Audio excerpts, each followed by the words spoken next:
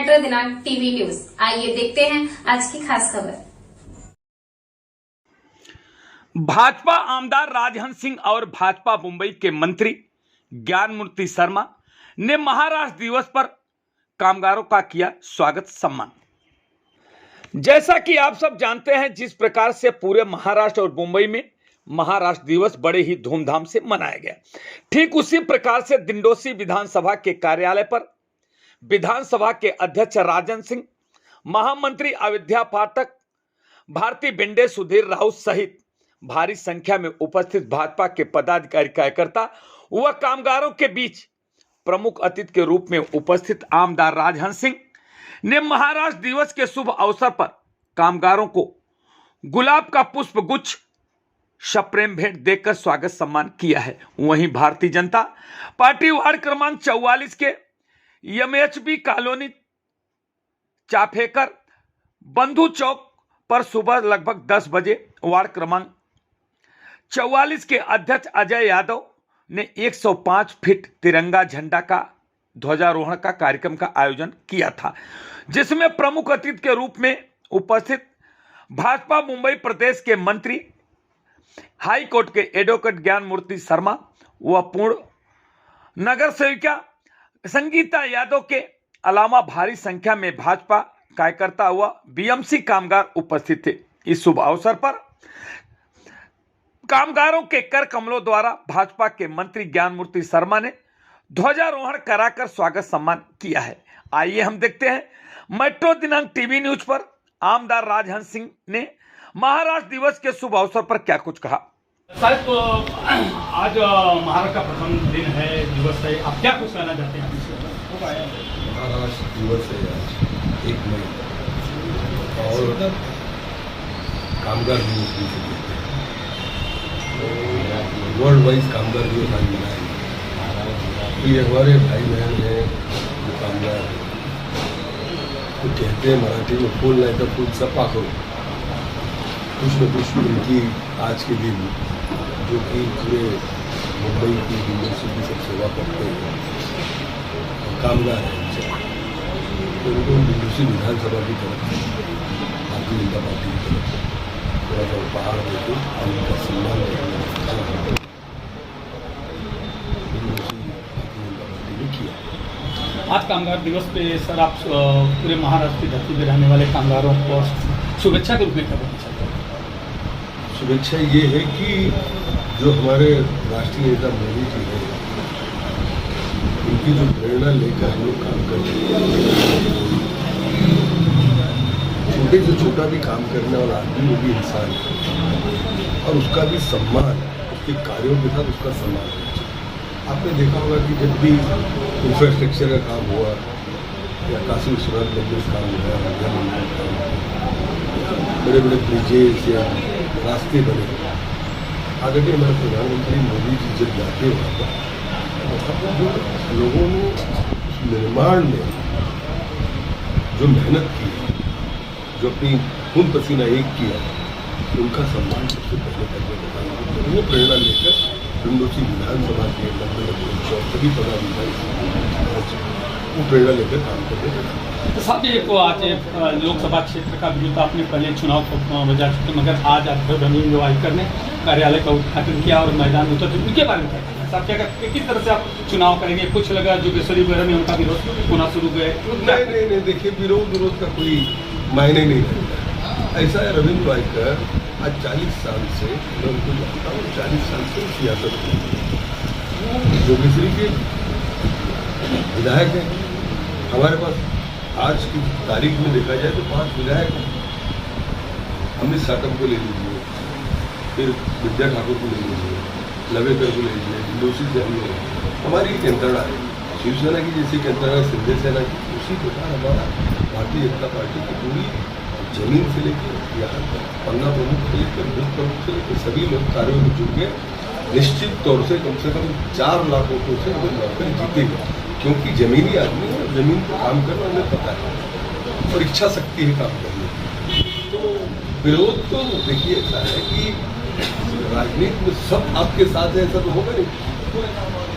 विरोधी पार्टी तो विरोध करेगी, तो विरोध होना भी जरूरी है। विरोधी में भारतीय जनता पार्टी के कुछ पिछले दिनों में जोगेश्वरी के लोगों ने ऐसा वीडियो पे उन्होंने किया। देखिए, जब तक उम्मीदवारी नहीं हुई थी तब तक कोई कुछ भी कहता है, लेकिन ये भारतीय जनता पार्टी एक अनुशासित पार्टी है। हर पदाधिकारी, हर कार्यकर्ता कर्मठ कार्यकर्ता है और मोदी जी के हाथ मजबूत करने के लिए रविंद्र वायकर तो यहाँ से उम्मीदवार है। हमारे लिए उम्मीदवार असली जो भी है वो मोदी जी। हम हर उम्मीदवार को मोदी जी की नज़र से देखते और उसको चुन कर लाकर मोदी जी का हाथ मजबूत। आप प्रभारी भी हैं त्रिपुरा और मुंबई प्रभारी पोस्ट के हैं, आपकी भूमिका क्या रहेगी, कैसा नेतृत्व करेंगे उसके साथ? नेतृत्व की सवाल ही नहीं, मैं तो कार्यकर्ता हूँ। चुनावी की मुझे मेरी पार्टी ने युति कर उम्मीदवार दे दिया। अब हम सभी भाई बहनों को मिलकर ये काम करना है कि ज़्यादा से ज़्यादा वोट पोलिंग करें, अपने लोगों को वोट दिलवाएं और वायकर को हिंदोसी विधानसभा से कम 60 से 70 हज़ार वोटों के मतों से जिताने का हिंदोसी विधानसभा सारे लोकसभा से 4 लाख का हमने एवरेज पकड़ा है। हिंदोसी से 60 से 70 हज़ार वोटों से जिताने का काम। आपका शुभ नाम? मेरा नाम मानसी रानी है। मैं यहाँ के 37 वार्ड में कार्यकर्ता करके मगर आज जो आज मई है क्या कुछ ये कहना है कि कामगार दिन जो मनाया जाता है वो कैसे मनाया जाता है, क्यों मनाया जाता है, ये भी जरूरी है ना जानना। तो सर्वप्रथम मैं इस कामगार दिनों के निमित्त से सबको मैं शुभेच्छा ही देती हूँ और उनको सम्मान जो कर रहे हैं, जो करा रहे हैं, उनको भी मैं उनकी भी बहुत आभारी हूँ। और उसमें क्यों मनाया जाता है तो कामगार दिन ये पहले अपने भारत में कब से मनाया तो 1 मई 1923 रोजी ये स्टार्ट हुआ और ये भारत में नहीं मनाया जाता बल्कि यहाँ के 80 देशों में ये दिन मनाया जाता है। इस दिन में कामगारों के विषय के बारे में, उनके समस्याओं के बारे में, उनकी उन्नति के बारे में सोचा जाता है और इस पे काम करने का सब लोग सोचते हैं। इस दिन में समाज में जो उद्योजक है वो कामगारों का हमेशा सम्मान करते हैं और कामगारों के लिए कुछ और भी अच्छा हो उसके बारे में सोचते हैं। हम हमारे समाज में इनका बहुत सारा योगदान है। अगर कामगार नहीं रहेंगे तो हम क्या करेंगे? अब बड़ी बड़ी बिल्डिंग हम दे रहे हैं, बड़े बड़े बंगलों में रह रहे हैं, कामगारों की वजह से ही है। मतलब जमीन से लेके इन लोग करते हैं, तो इनका सम्मान होना बहुत जरूरी है। आज देश में इतनी गरीबी है, ये है, पर हम हमेशा सोचते हैं कि इनका भी कुछ हो, इसके बारे में सरकार भी सोचे, हम भी उनको हेल्प कर रहे हैं। तो कुछ ऐसा हो, ऐसा विधायक बने कि जो हर कामगारों को खुद का घर हो। जो हम ये जो महलों में रह रहे हैं, ये ईट इन लोग लगाते हैं और इनकी ईट लगाने के लिए भी ये बिना ईट के घर में रहते हैं, पतरे के घर में। तो इनके बारे में भी कुछ ऐसा मंडल सोचे और कुछ काम करे सर। तो हमारे देश में शेतकारी भी है, इसमें शेतकारी भी शामिल है, मतलब जो अनाज उगाते हैं ये भी इसमें शामिल है।